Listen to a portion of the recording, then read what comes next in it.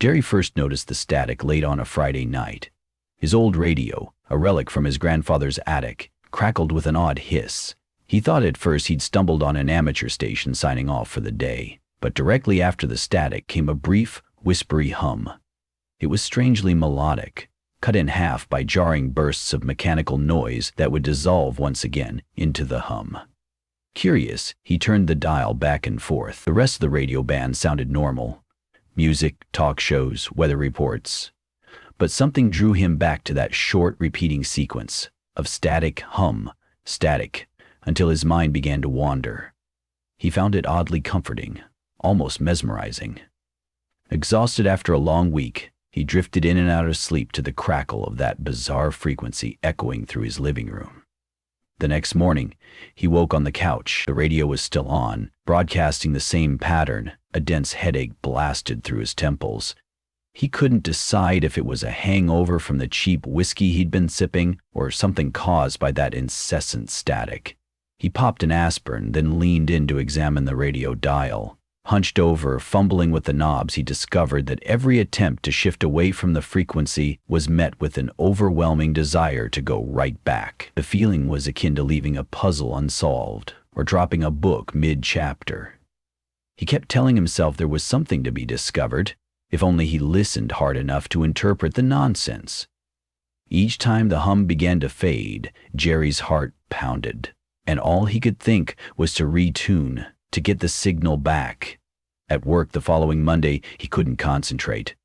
The marketing reports he was supposed to prepare remained untouched, his mind filled with the memory of that static and hum. He realized he'd been tapping his foot in a strange pattern, one that matched the pounding bursts he'd memorized from the radio.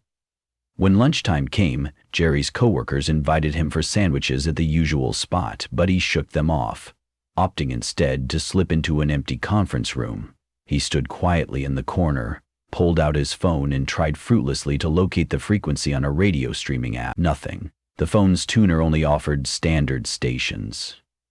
A wave of frustration smothered him as soon as he accepted that he couldn't hear that bizarre broadcast during office hours. Day by day, his obsession grew. By Wednesday, Jerry found a half-dozen cryptic websites referencing secret shortwave signals, propaganda transmissions, and numbers stations.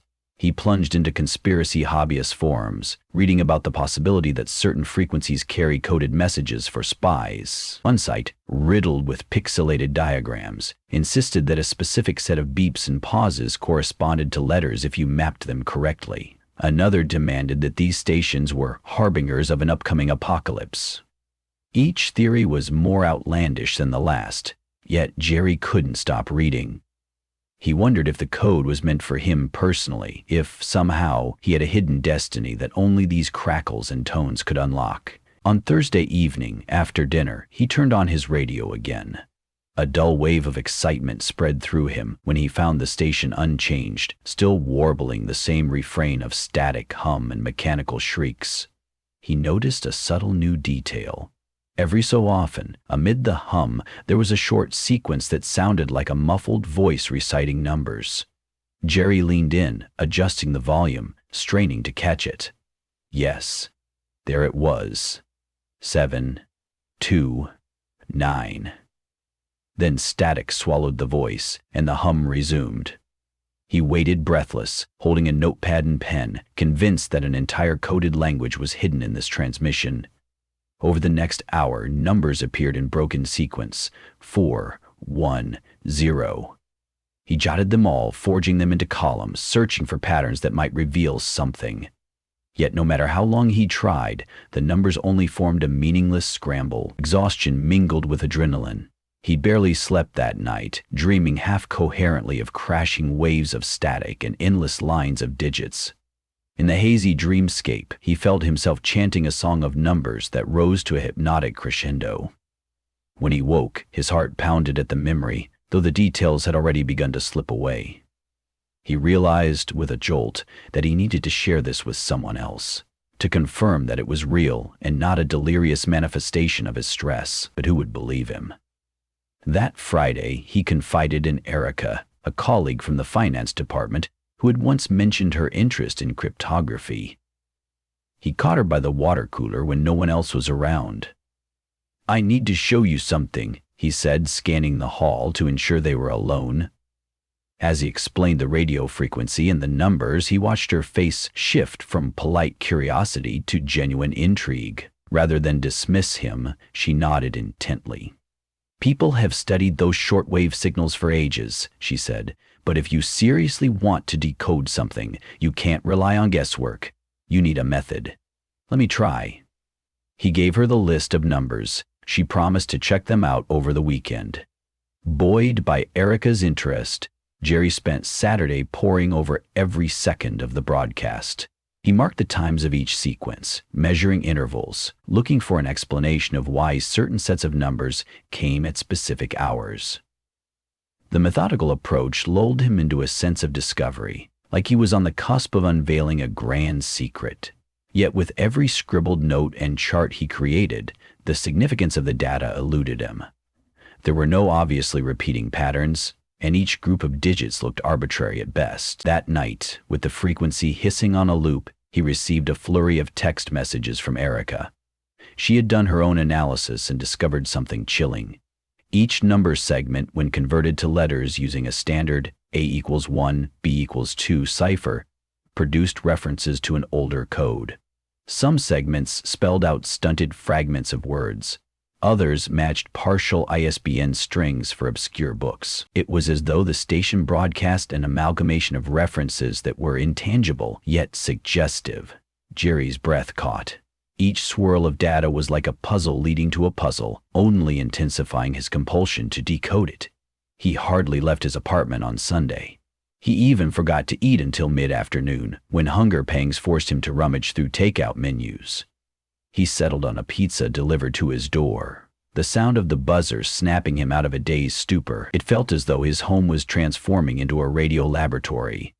Papers were everywhere, desk surfaces, coffee table, floor corners. He'd pinned notes on the walls, with lines connecting them like a detective hunting a serial killer. More than once, he caught himself muttering the hum of the frequency under his breath. He replayed archive snippets on a digital recorder, rewinding and analyzing them like they might reveal a hidden voice. He resisted the urge to call Erica repeatedly, only sending her an occasional text to share new scraps of discoveries in the disjointed code. At midnight his phone rang, and he scrambled to answer, nearly knocking over a stack of paper. It was Erica, speaking in a strange hush. "Jerry, are you there? I found something else." She described how she had tried applying a different cipher system, one referencing prime numbers. Hidden in the overlapping segments were connections to an archaic text from decades ago, a self-published pamphlet on the end times. The pamphlet's references to an unstoppable plague, government mind control satellites, and cryptic cosmic events read like nonsense. But folded into that nonsense were lines about a frequency that awakens humankind's mania for hidden meaning, repeated frequently enough to raise alarm. Cold chill trickled down Jerry's spine. He knew how bizarre it sounded, but he felt the unstoppable pull of this frequency in every aspect of his life. Was it possible that the broadcast was intentionally messing with people's minds? Erica insisted they meet in person. They rendezvoused in a deserted diner on the outskirts of town, far from the prying ears of coworkers, only to find the place practically empty in the post-midnight hour. She carried a folder stuffed with printouts. Her hair was disheveled, as though she hadn't slept. Jerry saw in her eyes a mirror of his own mania. As they pored over cryptic diagrams, waveforms, and scribbled translations, they piece by piece convinced each other that something malevolent was behind the signal. It became more than just a puzzle. This was a threat. An invisible parasite worming itself into the brains of anyone who listened long enough to become addicted to its madness. Halfway through their conversation, the diner's neon lights blinked, and the radio behind the counter spat static. Both of them jolted. The cook, flipping burgers at the grill, tapped the device in annoyance. An old tune returned to the air, but Jerry and Erica exchanged meaningful looks. They were so accustomed to hearing static that the diner's glitch felt personal. It was as if something was letting them know there was no escape, no place where the frequency couldn't follow. When Monday morning dawned, Jerry found the outside world increasingly surreal. He saw details that might have been normal coincidences as coded illusions, license plates with numbers from the broadcast, T-shirts with cryptic slogans, a random snippet of overhead conversation that seemed to echo the broadcast's intervals. He tried telling himself it was selective attention, something he'd read about in a psychology article, but deep down, he suspected the frequency was rewiring his perception. By the time he reached the office, his nerves were taut as wires. His eyes darted from coworker to coworker. Could any of them be hearing it too? During coffee break, he overheard an IT specialist, Marcus, discussing a weird station he'd picked up while tinkering with internet radio. He described numbers and static that reminded him of an age-old spy broadcast. Jerry's coffee cup trembled in his hand. Marcus was talking about it. He had found it too.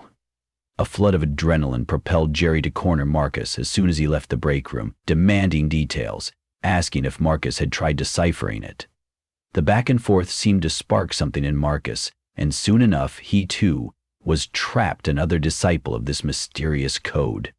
Jerry realized with an eerie calm that the frequency was infecting people around him. And yet, some part of him was exhilarated to have allies who could confirm the reality of his obsession.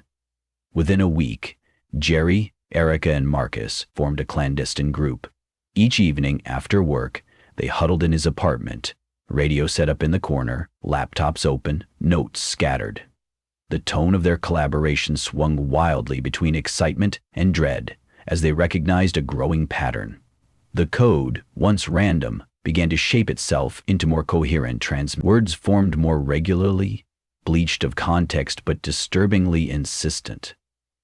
They heard segments that repeated the Watchers, the Corridor, or the Unstoppable Tide, but never with explanation. They obsessed over deciphering each phrase for some shred of meaning. Jerry's nights blurred into days, and each time he tried to step away, he felt a gnawing emptiness that only the crackling hum could fill. One stormy night, just after midnight, the three of them reached a break. A series of scrambled letters, repeated, cycling every 2 hours, always preceded by a crescendo of static. The pattern was ELTAH, and then, reversed in the next cycle. Erica suddenly gasped. "It's the word Letha, like it's building up to lethal." Her finger traced lines on a printout. The look in her eyes was terror incarnate. She pressed her hands to her temples and whispered, "It's trying to tell us something. Something lethal is coming." Marcus ran a trembling hand over his mouth, as if to stifle the panic. None of them spoke for a full minute, the room silent except for the radio's hiss. As the days marched forward, the coded fragments sharpened, painting an apocalyptic scenario. The frequencies spat out references to mass hysteria, unstoppable storms, governments collapsing, declared cryptic commands like decode or perish, follow the path, and most unnervingly, the devourer awakens. Anxiety churned in Jerry's stomach at the thought that they might be fueling this chaos by listening so obsessively. Yet he found himself unable to break free. The next broadcast might contain an answer, a final key to understanding how real this was, and how to stop it. He needed a conclusion, but the code's effect on them was undeniable. Erica quit her job abruptly, ignoring calls from the finance department. Marcus severed ties with his friends, refusing to leave Jerry's apartment except to run quick errands for coffee and groceries. And Jerry, more than once, he'd forgotten to shower, lost track of meals, neglected friends until they all but vanished. To the outside world, they were becoming reclusives, victims of a mania no one else could understand. Jerry's mother left panic voicemails begging him to call. He couldn't bring himself to pick up. He had to focus on the code. He had to figure out what it all meant. At last, one sweltering evening, the radio shifted frequencies on its own. The static soared, then fell silent. For several minutes, the group watched in horror as the indicator light on Jerry's radio flickered. In that hush, a calm, distorted voice broke through, as clear as if someone stood right behind them. "What you seek is the gateway. Your mind is the key. There is no turning back." Each syllable echoed with an uncanny resonance that made the hair on Jerry's arms stand on end. The voice repeated its chilling message 3 times before the broadcast returned to the usual hum and numbers. Erica stared at him, face pale, mouth agape. Marcus nearly hyperventilated. That was the first direct message, unencrypted and personal. The records they'd compiled were scattered across the living room. Jerry grabbed a random sheaf of paper, scanning it in desperation. There, in scraggly writing, were the words, "The Watchers," repeated next to a series of coordinates. Marcus, eyes wide, typed them into a mapping service on his laptop. The road pointed to a decrepit radio tower in the remote outskirts, a place that once belonged to the government, long abandoned. The three of them exchanged glances. They knew what they had to do. That night, armed with flashlights, the old radio, and a car trunk filled with equipment, they drove out of town under a starless sky. It felt like stepping into a horror movie. The gravel road leading to the tower was overgrown. Moonlight revealed a looming structure, rusted beams rising from a patch of weeds. Above them, the tower's skeleton soared into darkness. The place smelled of damp metal and decay. Erica's flashlight danced across a fading sign that warned, "Authorized personnel only." The chain-link fence was padlocked, but Marcus snipped it with bolt cutters. They ventured inside. A small shack at the base of the tower contained ancient electronics, dust layered thick on every surface. This must have been the control room. Jerry's heart thundered as he turned the knob on his grandfather's radio set, searching for the frequency. In the eerie silence of that abandoned place, the hum sprang forth once again. Erica connected a portable recording device, while Marcus riffled through a filing cabinet of moldy papers. Suddenly, the static warped. A piercing squeal forced them to cover their ears, and the radio spat more numbers, more pieces of code. The old monitor in the corner of the shack flickered to life, showing nothing but black and white snow. Then, for a brief moment, they all heard it, the voice from earlier, though now it seemed to emanate from the entire tower around them. "Welcome. Decode now." Jerry felt his grasp on reality waver, as if the very air vibrated with the command. The three of them scrambled to write down the numbers pouring out of the broadcast. Something about being at the tower amplified the signal. Now, the code was doubling in speed, nearly too fast to track. They took frantic notes, beads of sweat on their foreheads. The voice repeated, "Decode, decode, devour.